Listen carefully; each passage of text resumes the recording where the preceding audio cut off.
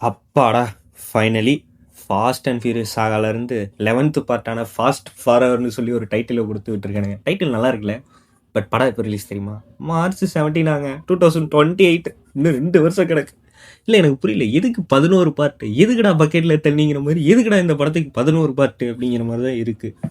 ஏன்னா 8த் பார்ட்டுக்கு அப்புறம் எனக்கு தெரிஞ்சு பெருசா ஒண்ணும் மூவ் இல்ல. அவ்வளோதான். 10த் பார்ட்ல அந்த ஒரு ஹைப்போட கிரியேட் பண்ணுவான்னு பார்த்தா, அந்த என்ன சொல்றதுன்னே தெரியல. ஜேசன் மோமோ இங்கேயே நின்னுட்டு இருக்காப்ல. வின் டீசலும் ஒரு பையனும் கீழ நின்னுட்டு இருக்காப்ல. ஒரு டேங்கர் லாரி வந்து மோதுதான், காரை எடுத்துட்டு உள்ள மனசே இல்ல. அப்படி போய் முடிச்சு, ஏன்டா இந்த படத்துக்கு இவ்வளோ பெரிய ஒரு இது கொடுத்து, கியூரியாசிட்டி கொடுத்து இது பண்றீங்க? அது எப்படியோ மெனக்கெட்டு ப்ராப்ளம்லாம் சால்வ் பண்ணி எப்படியோ டேட் விட்டாங்க. இந்த டேட் கண்டிப்பாக மாறினாலும் மாறதுக்கு சான்ஸ் இருக்குது. ஏன்னா 9th பார்ட்டுக்கு அப்படி தான் ஒரு சில பல சிக்கல்களும் ஆச்சு. பார்ப்போம். ஏன்னா அது இப்போ கொரோனா டைமு. சரி பார்ப்போம். இந்த படமாவது நல்லா வந்து வசூல் வேட்டை அள்ளுதா அப்படின்னு. எனக்கு தெரிஞ்சு படத்தோட இந்த 10th பார்ட்டில் எனக்கு ரொம்ப ஃபேவரட்டுன்னு பார்த்தா 5, 6, 7 மிஞ்சி மிஞ்சி போனால் 8. ஏன்னா அந்த 4 பார்ட்டு தான் அவ்வளோ ஒரு ஸ்வாகாக இருக்கும்.